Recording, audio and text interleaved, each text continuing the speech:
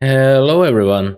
Just wanted to record a proper summary about how I feel about the game after finishing the campaign, about my build, and about my plans going forward. So first, let's start with the campaign. Honestly, I had an amazing time in the campaign. This is definitely partially due to the build choice that I made. Minions are very strong. I don't I don't want to say broken or like nerve worthy. I think they are in a spot where they feel really good.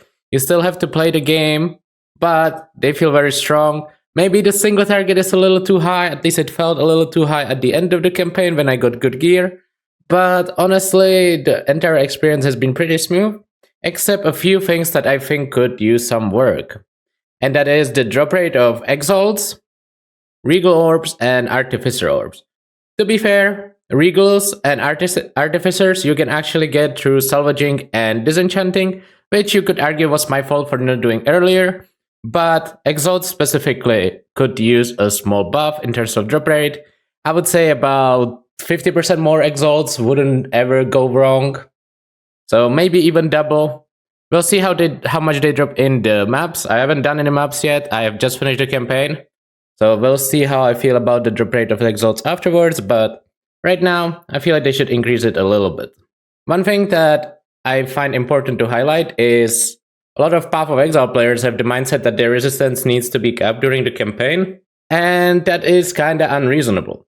It's completely fine to have uncapped resistance all the way through the campaign, just try to get some resistance that's reasonable. In Cruel difficulty, I was not res capped at any point. I had like 70-ish fire res most of the time, 50 cold and 20 lightning, pretty much across the entire Cruel difficulty. And I haven't died a single time.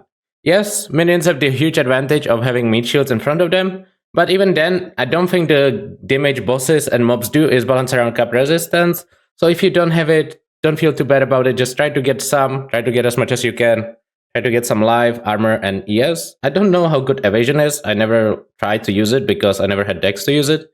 But armor feels decent and energy shield feels really, really good, especially if you are running the Grim Feast reservation gem. Otherwise, my thoughts on the campaign is that it's very well done. I think the bosses are fun, at least when your build is good. I think the zones are a little too long, especially some of them. Could be like 30% shorter. But on the first character, I didn't mind it at all. I'm just thinking on how I will feel about it on future characters. Overall, I would personally like to rate PoE about 8.5 to 9 out of 10. Obviously, your experience will differ a lot based on what build you are playing, but this is what me playing Minions on Infernalist without trading. I feel like PoE 2 is a very, very solid game. I've seen some clips of other people not having as much of a good time, but listen, it's an early access. The skill balance might not be perfect, the class balance might not be perfect.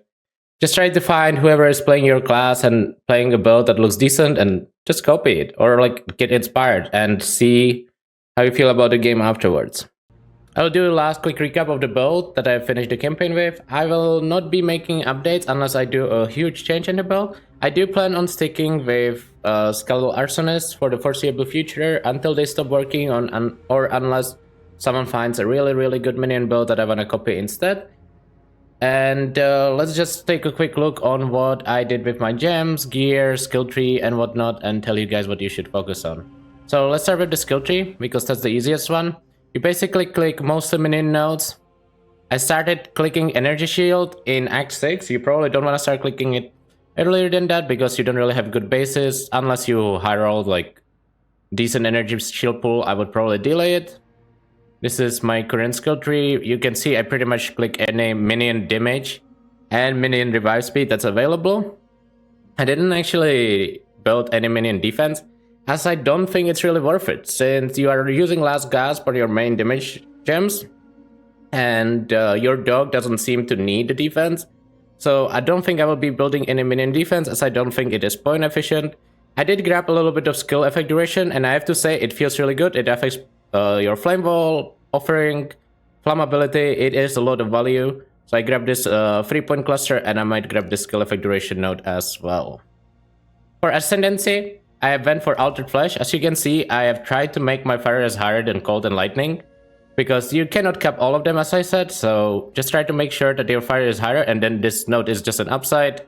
Chaos Stress, it's pretty hard to come by. I honestly didn't feel like I needed it at all. I got 10% from Act 6 quest, but I played at 0 Chaos Stress most of the time. I'm not sure yet if in Merciless Lab or a third lab I will click 2 small life nodes and then delay Bidet's Will and Bidet's Head for later, or if I will click Bidet's Will. It kinda depends on how I feel about my survivability in maps, but pretty hard to predict. When it comes to my skill gems, I actually lost my Skeletal Warriors from my Scepter, unfortunately. I was using them for a little bit of utility with Maim and Culling, but it's honestly not a big deal. My Scepter has Purity of Lightning implicit now, which is pretty bad. I would rather have either Discipline or Skeletal Warriors, but you just use whatever is the best weapon.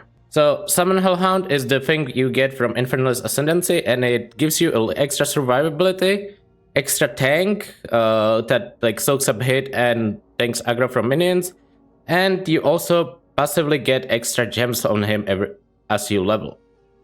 So right now I'm running Elemental Army on him, Meat Shield, Fire Exposure, and Culling Strike. He's pretty good at maintaining Fire Exposure, and he doesn't really need any damage gems, as his damage is like pretty forgettable in comparison to your skeletons.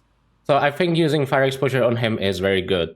Culling Strike, I used to have on the Skeletal Warriors from the Scepter, as I said, but when you hit level 60, you get 5th gem, or I guess 4th support gem for your Skeletal Infernal Hound, so I put Culling Strike there. My main damage skill is Skeletal Arsonist still. I think Last Gasp support is still mandatory, because when your minions are to die, that is when you need them the most. And I think this gem is just so good. You technically could skip it now, because your clear gets good enough that the minions don't die as much. I just think you really need it in the situations where your minions start dying is when you are in danger. So I feel like Last Gasp is still worth running.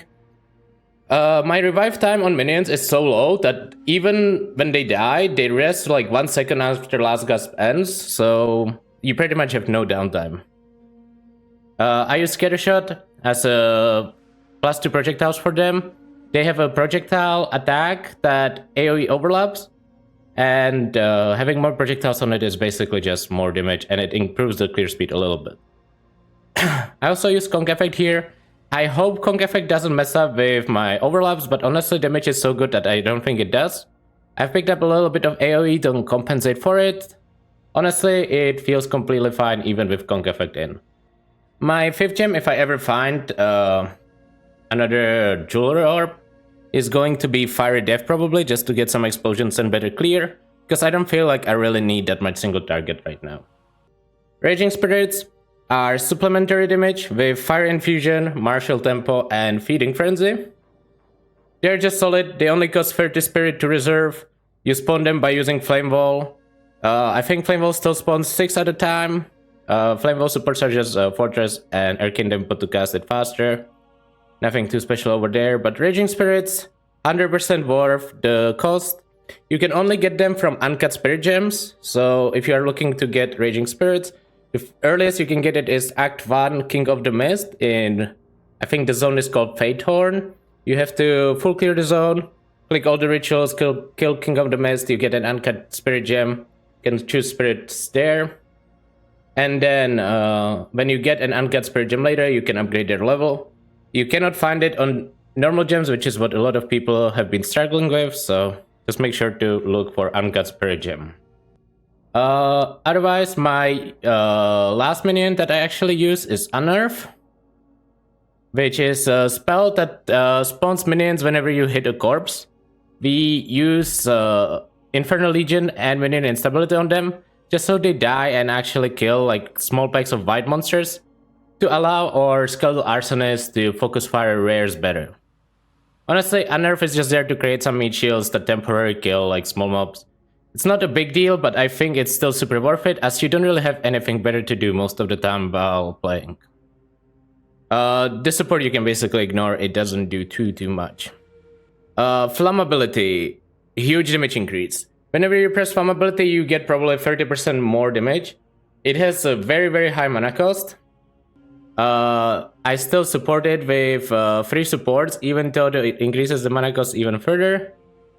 So Heightened Curse, Persistence, and Focus Curse, you could drop some of that if you feel like the mana cost is way too high, but I haven't had any mana issues. I barely ever press my mana pot, only when whenever I'm trying to pre-stack before a boss, trying to cast like Flammability, Pain Offering, and whatnot.